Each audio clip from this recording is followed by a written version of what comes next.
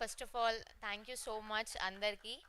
And first of all ఎవరికంటే శివన్నకి, because అసలు నాకు తెలుగు కూడా మాట్లాడడం సరిగ్గా రాదు. అంటే బూతులు వచ్చు, కానీ ఫ్లూయెంట్గా తెలుగులో మాట్లాడాలంటే చాలా తడబడతా. కానీ ఆ మోతేవరి ఆ స్లాంగ్ అదంతా శివన్న నన్ను చెక్కినట్టు చెక్కారు. నాకు ఇంకా గుర్తుంది, ఫస్ట్ డే ఎవరో నన్ను ఏదో అన్నారని చెప్పేసి నేను మొత్తం నర్వస్ అయిపోయి ఏం చేయలేదు ఆ రోజు మొత్తం. వల్ల బడ్జెట్ టైం రెండు వేస్ట్ చేసేసా.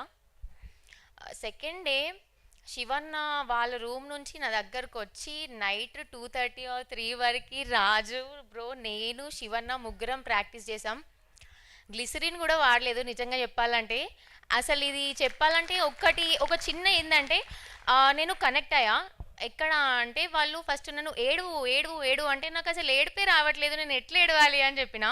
తర్వాత రాజబ్రో ఉండి మైరాకి కుక్కలు అంటే చాలా ఇష్టం అన్న, దాని కుక్క చచ్చిపోయిందని చెప్పు అని అన్నప్పటి నుంచి ప్రతి సీన్లో నా కుక్క చచ్చిపోయిందని ఆలోచించుకుంటూ ఏడుస్తూనే ఉన్నా నేను. నాకు తెలిసి అందుకే ఇది ఇంత చాలా మీరు కూడా కనెక్ట్ అయ్యారు కావచ్చు. కానీ ఆ మూమెంట్లో మాత్రం రియల్గానే ఒకవేళ నా లవర్ని వదిలేసి వేరే వాళ్ళని పెళ్లి చేసుకుంటే ఎట్లుంటుంది నా సిచ్యువేషన్ అని గుర్తు చేసుకొని ఫుల్ ఏడ్చేసిన ఇక నేను. కాదు, కానీ అందరికీ ప్రతి ఒక్కరికి చాలా చాలా థ్యాంక్ యూ. ఏమంటారు, దిల్సే శుక్రియా. అండ్ అనిల్ అన్న నీకైతే మొత్తం ఎట్లా ఎంత మూడ్ ఆఫ్ ఉన్నా కూడా అనిల్ అన్న ఇట్లా పోనీరా అంత మనోళ్ళేరా అసలు ఏం పట్టించుకోవద్దురా అని చెప్పేసి ఇట్లా తొందర ఇట్లా నా మూడ్ ఆఫ్ నుంచి ఇట్లా ఆన్ చేసేస్తుండే. అండ్ ఒక రోజు అయితే డిఓపి గారు నన్ను వెనుక నేను ఇట్లా ఏదో కమెంట్ పాస్ చేసి ఎగురుకుంటూ వెళ్తున్నా, ఆయన నన్ను చూడలేదు, ఇట్లా తిరిగి నువ్వు ఫస్ట్ యాక్టింగ్ నేర్చుకొని మాట్లాడు అని అన్నారు.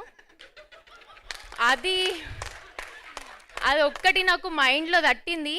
ఏమని డిసైడ్ అయినా అంటే యాక్టింగ్ నేర్చుకొనే మాట్లాడతా. ఎప్పుడు ఇంతకు ముందు తర్వాత ఎప్పుడన్నా నాకు ఒక ఛాన్స్ వస్తే మాత్రం నీకు యాక్టింగ్ ఎవరు నేర్పించారు అని అడిగితే బ్రో ఇంకా శివన్ననే నేర్పించారని అందరికీ చెప్పుకుంటా. అసలు మీ మొదటి స్పీచ్ మామూలుగా లేదు Mansi. Thank you so much, many more to go. Yes అండి. ఇప్పుడు